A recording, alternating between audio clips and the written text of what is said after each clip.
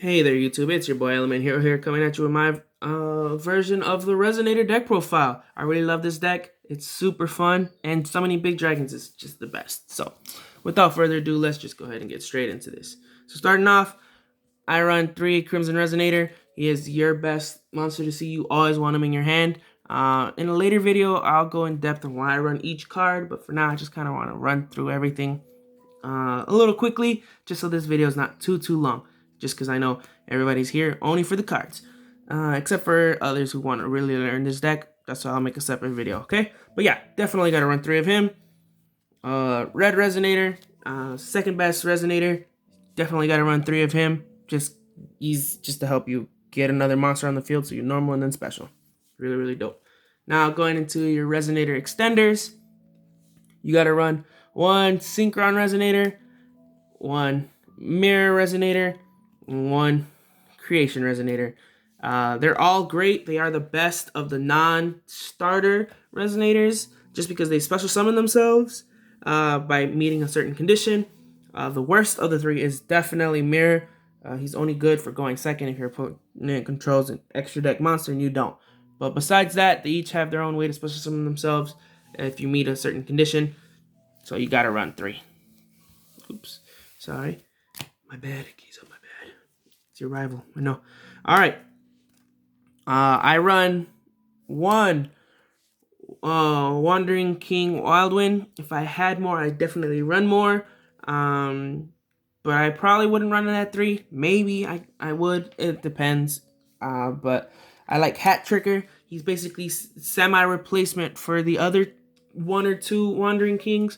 But I definitely, for sure, would run like a ratio of this in 4.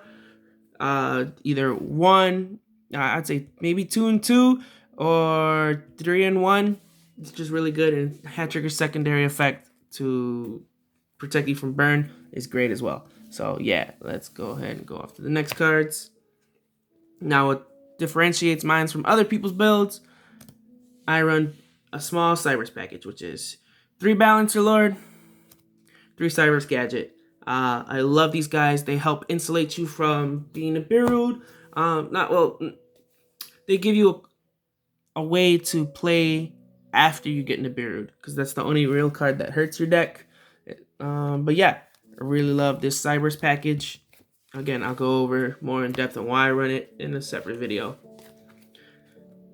Now, going into the hand traps, run 3 Ash just because it's generic. To be honest, I want it to be a different hand trap, but just because my locals and my group of friends tend to run random decks, Ash is what hits the most. And then Skullmeister. I like Skullmeister because it's so graveyard-centric meta right now, and he's a level 4. Helps you go into your dragon plays, so in case you don't draw any of your other level 4s. And the last of the hand traps, which is not really a hand trap, is Hop Air Squadron. So key. I'll show you why he's so good, and once I go into the extra deck. Now, going into the spells, I run 1 Prod of Prosperity. I only currently have 1, but I probably wouldn't run more than 2, just because you don't really want to banish your extra deck. This is more just a filler card to help complete the deck to make it 40, but it is a really great card, so that's why I run it at 1. But the cards you do really want to see, for sure, is the Signet Minings. Again, that's what makes this deck so consistent, because Resonators did have a tendency to brick on tuners. So just go ahead to discard 1 of your tuners, bring out Gadget, or whichever other one you want in your hand, you have depending on your hand, for sure. Then 3 Resonator Call. It's the road of the deck. You have to run it. You need to see Crimson Resonator in your hand. He's just way too valuable in the deck. Which, stopping Crimson is probably the best way to stop you almost completely, just depending on what the hand is. If you drew the red Resonator, then you're pretty much set afterwards, but the Crimson Resonator is just too much value. Alright, now the rest of these cards, outside of Monster Reborn, are up to personal preference. Again, because everybody loves combo where I play. Mystic Mine, I run the 1. I try to bait out the negates and then just slap on the Mystic Mine until I'm ready to continue on. Or if they can find a way to get rid of it, then that's fine too. But yeah, I run one Mystic Mine. This could be anything, to be honest. As well as this, the Harpy's Feather Duster could be Lightning Storm or Light or Red Geki, whatever. To be honest, or just another trap if you feel. I only run 4 traps, but it could be a trap or just another hand trap. But I always want to be ready for the back row.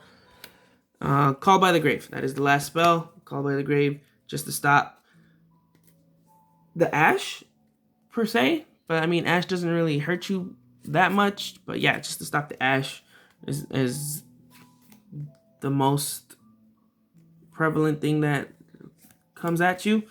And now going into the traps, 1 strike, 1 warning. This you can replace for the other pots if you really, really want to see that card in your hand, so you can dig for your hand traps, I guess. But I run this because I prefer to try to go first. So I would like a variation of a hand trap, a trap, and then my big synchros.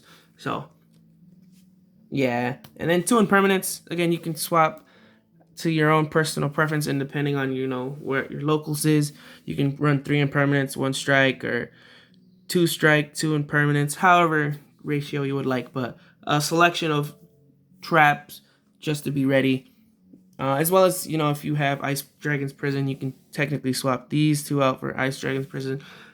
Whatever tickles your fancy. I just like this for my build and who I play against. All right, now going into the extra deck. We gotta run 3 Red Rising Dragon, the best enabler in your deck from the extra deck. Love him, just because his effect is not a once per turn. As long as he's synchro summon, you get to special summon a tuner from the graveyard. So key, helps you extend, and it's really, really great.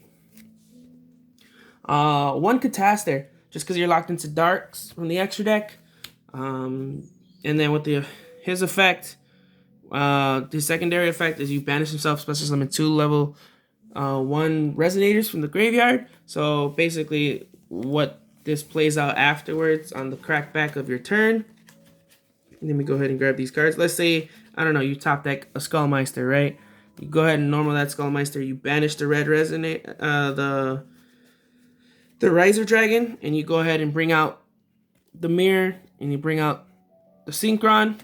So from here, you would go ahead and whichever of the tuners, doesn't really matter. You go into Cataster, and from Cataster, you go ahead and synchro them off to go into him, so you can continue to special summon and go off with your plays. So he's mostly there just for synchro climbing, but his effect can come up against certain decks like El Lich.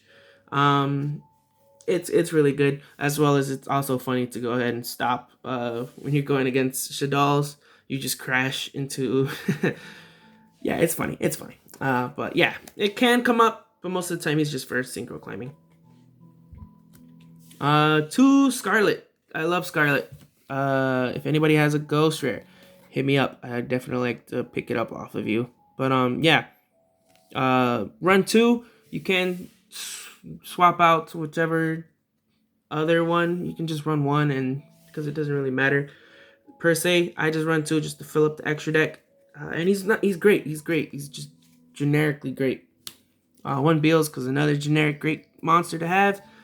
And most people can't get over him if they don't have the removal, the non-destruction removal, and then the 1 Void, because sometimes you do run through your hand and you have nothing else in hand. So an easy 3k negate is nice.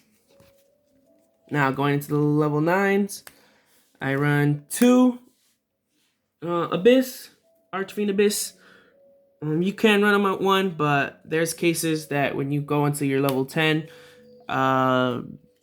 Bane, and you bring 1 back, and then you still have extra extenders, you can go into another one, and that right there is pretty much OTK. So yeah, I do like to go into that, because he is the most generic of him, and Scarlet and Beals are the most generic to go into that can get big or, you know, give you value. So yeah. All right, now going into my 12s. So this is Red Supernova Dragon. It's a really, really great card, but hardly go into it unless I know I'm facing a particular deck. So kind of like if I'm going to face against Eldritch, I definitely run this against them, or Shadal's. I definitely want to summon him. But if not, I'd prefer to try to leave my resources on field so that I can go into my King Calamities using the Hopper Squadron, doing him on your opponent's turn so that they can't activate anything. I really, really like, as well as just to have other stuff. Again, like if I can, I'll try to end on these three, which will be Abyss, Void, and Bane. Or so yeah. But if anything, if I do end up drawing the Hopper, or I dig for the Hopper if I feel like it with Prosperity, then I can do this and end on Calamities after I negate with Bane. And I'll show you that play in another video.